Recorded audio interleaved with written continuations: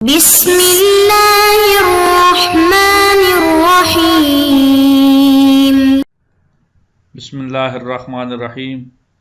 عزیز طلباء اور طالبات، السلام علیکم ورحمۃ اللہ وبرکاتہ۔ فقہی احکام کے دروس کا سلسلہ جاری و ساری ہے، اور فقہی احکام میں ہم آج سبق نمبر 17 پڑھنے جا رہے ہیں۔ اس سے پہلے ہم نے سبق نمبر 16 پڑھا، اور سبق نمبر 16 میں استبراء کے احکام پڑھے، اور مسئلہ نمبر 69، 70، 71، 72، 73، 74 اور یہاں تک ہم نے استبراء کے احکام پڑھے تھے۔ آج سبق نمبر 17 ہے۔ موضوع بھی تبدیل ہے اور سبق بھی تبدیل ہے، یعنی تبدیل سے مراد نیا ہے اور موضوع بھی نیا ہے۔ ٹائٹل رفع حاجت کے مستحبات اور مکروہات یہ بیان کیے جا رہے ہیں، اور اس سبق میں مسئلہ نمبر 75، 75، 76، 77، 78، 79 اور 80 یہ بیان کیے جائیں گے انشاءاللہ۔ اور مسئلہ نمبر 80 میں آخر میں ایک ٹائٹل نیا آ جائے گا نجاسات کا۔ اس کو ہم نے سبق کی شروع میں نہیں رکھا، کیونکہ باب اغلبیت کہ زیادہ تر جو ہے وہ اس سبق میں مسئلے رفع حاجت اور کے مستحبات اور مکروہات کے بارے میں، اس وجہ سے ہم نے ٹائٹل نہیں دیا۔ اگلے سبق کا ٹائٹل وہ انشاءاللہ ہم دیں گے۔ جی، مسئلہ نمبر 75 یہ ہے، اس کا ٹائٹل ہے رفع حاجت کے مستحبات اور مکروہات۔ ہر شخص کے لیے مستحب ہے کہ جب بھی رفع حاجت کے لیے جائے تو ایسی جگہ بیٹھے جہاں اسے کوئی نہ دیکھے، اور بیت الخلاء میں داخل ہوتے وقت پہلے بایاں پاؤں اندر رکھے اور نکلتے وقت پہلے دایاں پاؤں باہر رکھے، اور یہ بھی مستحب ہے کہ رفع حاجت کے وقت سر ڈھانپ کر رکھے اور بدن کا بوجھ بائیں پاؤں پر ڈالے۔ رفع حاجت کے مستحبات وہ یہ ہیں کہ آپ جس جگہ جائیں رفع حاجت کے لیے وہاں کوئی نہ دیکھ رہا ہو، نمبر 1۔ نمبر 2، بیت الخلاء میں داخل ہوتے وقت بایاں پاؤں پہلے رکھیں اندر۔ نمبر 3، جب بیت الخلاء سے نکلنا ہو تو نکلتے وقت دایاں پاؤں باہر رکھیں۔ اور یہ بھی مستحب ہے نمبر 4 کہ رفع حاجت کے وقت سر ڈھانپ کر رکھیں اور بدن کا بوجھ بائیں پاؤں پر ڈالیں۔ تو گویا کہ 5 مستحبات یہاں ذکر۔ حدیث مبارکہ میں ہے کہ کوئی لیٹرین میں شخص جائے رفع حاجت کے لیے، واش روم میں جائے، بیت الخلاء میں جائے اور واپس آئے، اگر اللہ نہ کرے وہ اپنے عقل کی نعمت سے محروم ہو چکا ہے تو وہ اپنے آپ پر ملامت کرے، کسی اور پر نہیں۔ تو لہٰذا واش روم میں جانے سے پہلے سر کو ڈھانپ لینا چاہیے۔ اس کے سائنس نے بھی برے اثرات بیان کیے ہیں اور شریعت نے بھی۔ یہ دقیق مسئلہ ہے جو عام طور پہ اگنور کیا جاتا ہے کہ رفع حاجت کے وقت سر ڈھانپ کے رکھیں، تو لہٰذا اس کی طرف زیادہ توجہ دینے کی بھی ضرورت ہے۔ تفصیلات میں نہیں جاتے، اتنا ہی کافی ہے۔ یہ 5 جو ہے وہ مستحبات اس مسئلے میں ذکر کیے۔ مسئلہ نمبر 76، رفع حاجت کے وقت سورج اور چاند کی طرف منہ کر کے بیٹھنا مکروہ ہے۔ اس مسئلے میں مکروہات کو بیان کیا جا رہا ہے۔ رفع حاجت کرتے وقت سورج اور چاند کی طرف منہ کر کے بیٹھنا مکروہ ہے، لیکن اگر اپنی شرمگاہ کو کسی طرح ڈھانپ لے تو مکروہ نہیں ہے۔ اس کے علاوہ رفع حاجت کے لیے ہوا کے رخ کا مقابل، نیز گلی کوچوں، راستوں اور مکان کے دروازوں کے سامنے اور میوہ درختوں کے نیچے بیٹھنا بھی مکروہ ہے۔ تو رفع حاجت کرتے وقت جو چیزیں مکروہ ہیں ان میں نمبر 1 سورج کے سامنے، نمبر 2 چاند کے سامنے، نمبر 3 رفع حاجت کرنے کے لیے گلی کوچوں میں بیٹھ جانا یہ مکروہ ہے، راستے میں بیٹھ جانا یہ مکروہ ہے، مکان کے دروازے کے سامنے بیٹھ جانا یہ مکروہ ہے، میوہ درخت کے نیچے جا کے پاخانہ اور پیشاب کرنے کے لیے بیٹھ جانا یہ مکروہ ہے، اور اس حالت میں کوئی چیز کھانا یا زیادہ وقت لگانا یہ بھی مکروہ ہے، یا دائیں ہاتھ سے طہارت کرنا بھی مکروہ ہے۔ اور یہی صورت باتیں کرنے کی ہے، گفتگو کرنے کی ہے۔ جب گفتگو انسان کر رہا ہو تو اس وقت رفع حاجت نہیں کرنی چاہیے، یا رفع حاجت کرتے وقت جو ہے وہ باتیں نہیں کرنی چاہیے، پھر ایک کام کر لے دو کام نہ کرے۔ لیکن اگر مجبور ہو یا ذکر خدا کرے تو کوئی حرج نہیں ہے۔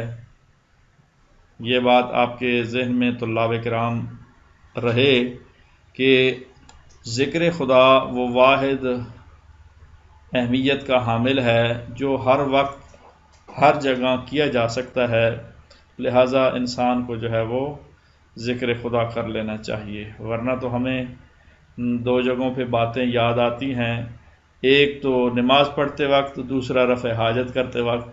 یہ ہمارا ذہن بڑا تیز ہو جاتا ہے ان دونوں ٹائم پہ۔ تو بہرحال مسئلہ نمبر 76 میں رفع حاجت کے وقت مکروہات کو ذکر کیا گیا ہے۔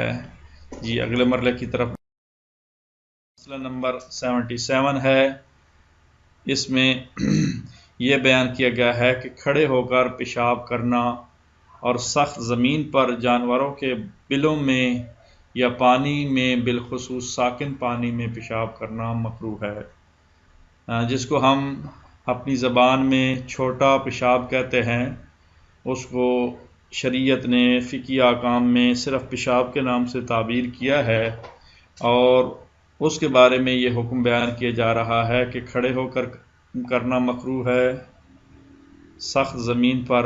سخت زمین سے نقصان کیا ہوگا کہ چھینٹے جو انسان کے اوپر آئیں گی اور نتیجتاً نجاست جو ہے وہ اپنے پاؤں پر آ جائے گی یا جوتوں پر آ جائے گی یا کپڑوں پر آ جائے گی۔ اور نمبر 3 جانوروں کی بلوں مثلا سانپ کی بل ہے یا کسی اور چھوٹے حشرات کی بل ہے، اس میں یہ پیشاب کرنا مکروہ ہے۔ اور پانی کھڑا ہے، اس ساکن پانی ہے، جاری نہیں ہے، تو اس میں بھی پیشاب کرنا مکروہ ہے۔ تو یہ مکروہات جو ہے وہ بیان کیے گئے ہیں مسئلہ نمبر 77 میں۔ 77 نمبر مسئلہ۔ اگلے مسئلے کی طرف بڑھتے ہیں، اور مسئلہ نمبر 78 ہے۔ مختصر یہ ہے کہ پیشاب اور پاخانہ روکنا بھی مکروہ ہے، یعنی پیشاب اور پاخانہ جو ہے وہ روکنے کے لیے انسان کو پریشر جب آتا ہے تو اس وقت نہیں روکنا چاہیے۔ اس کے مضر اثرات جو ہیں سائنس نے بھی بیان کیے ہیں اور شریعت بھی یہی کہتی ہے، اور اگر بدن کے لیے مکمل طور پر مضر ہو تو حرام بھی ہے، صرف مکروہ نہیں۔ ایک انسان جو ہے وہ اگر اس کو روکتا ہے پیشاب اور پاخانے کو، جس کی وجہ سے وہ بیماری لگ سکتی ہے یا نلی پھٹ سکتی ہے، تو پھر حرام بھی ہے۔ جی اگلے مسئلے مسئلہ نمبر 77، نماز سے پہلے، سونے سے پہلے، مباشرت کرنے سے پہلے اور انزال منی کے بعد پیشاب کرنا مستحب ہے۔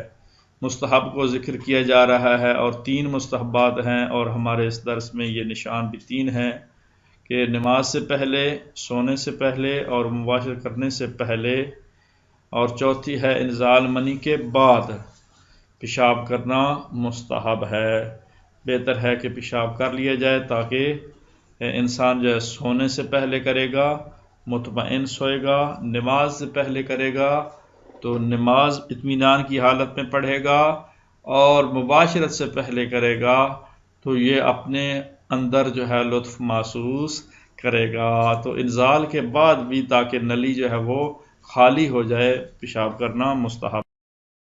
اور آخری مسئلہ اس درس کا وہ مسئلہ نمبر 80 ہے۔ تو اس مسئلے کا ٹائٹل جو ہے وہ تبدیل ہو گیا ہے، نجاسات ہیں۔ اس کا ٹائٹل وہ پہلے والا رفع حاجت کے مستحبات اور مکروہات نہیں رہے۔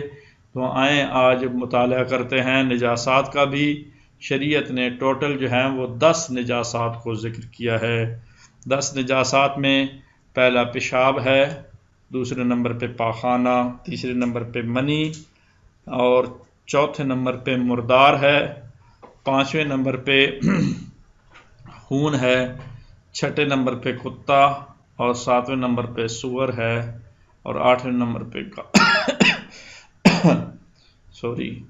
معذرت طلاب کرام، آٹھویں نمبر پہ کافر ہے، شراب ہے 9ویں نمبر پہ، اور 10ویں نمبر پہ نجاست خور حیوان کا پسینہ۔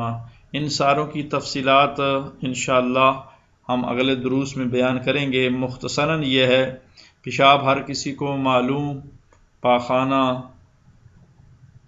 منی، مردار، میت، خون، کتا، سور، کافر کس طرح؟ کافر جو غیر مسلم ہوتا ہے، نان مسلم۔ شراب یہ نجس ہے،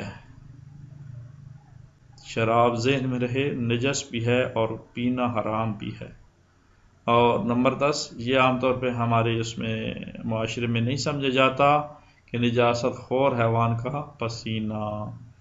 جب مثلا گدھا ہے، وہ پیشاب کھاتا ہے، وہ نجاست خور ہے، تو جو لوگ گدھے کے اوپر کام کرنے کے لیے جاتے ہیں، سفر پہ جاتے ہیں، ان کو چاہیے کہ اس کے پسینے سے اجتناب کریں۔ اور یہ بھی ہو سکتا ہے کہ کوئی ایسا گدھا اس نے رکھا ہوا ہو پالتو جو نجاست نہ کھاتا ہو، تو اس کا پھر پسینہ نجس نہیں ہوگا، وہ پاک تصور ہوگا۔ بہرحال یہ 10 چیزیں آئیں۔ اب آخر میں ہم تمرین اور مشق ایکسرسائز کے لیے ہم 3 سوال رکھتے ہیں۔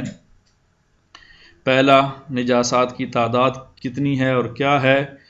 ان کے نام 1 بائی 1 ذکر کیے جائیں تاکہ ذہن نشین ہو جائے۔ اور دوسرا، نمبر 2، کھڑے ہو کر پیشاب کرنے کا حکم کیا ہے، اس کا بیان کیا جائے کہ شریعت کیا کہتی ہے۔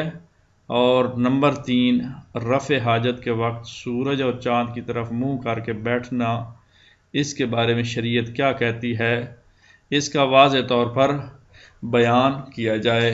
تو تمرین یہاں تک مکمل ہوئی، اور اس سبق کا یوں سمجھیں کہ خلاصہ یہ بن گیا آج کے سبق کا ٹوٹلی، کہ ہم نے رفع حاجت کے مستحبات اور مکروہات کو ذکر کیا۔ رفع حاجت کے پہلے مستحبات میں ہم نے بیان کیا ہے کہ بیت الخلاء میں داخل ہوتے وقت بایاں پاؤں آگے رکھنا چاہیے اور نکلتے وقت دایاں پاؤں باہر رکھنا چاہیے، سر کو ڈھانپ کے رکھنا چاہیے، اور بدن کا بوجھ بائیں پاؤں پر ڈالے۔ جب بیٹھا ہو پیشاب کرتے وقت، پاخانہ کرتے وقت، تو پھر اپنا بوجھ جو ہے وہ بائیں پاؤں پر ڈالنا چاہیے۔ اور ہم نے آج کے درس میں پڑھا کہ رفع حاجت کے وقت سورج اور چاند کی طرف منہ کر کے بیٹھنا مکروہ ہے۔ اور آج کے درس میں ہم نے پڑھا کھڑے ہو کر پیشاب کرنا اور سخت زمین پر پیشاب کرنا یہ بہت ہی کراہت رکھتا ہے۔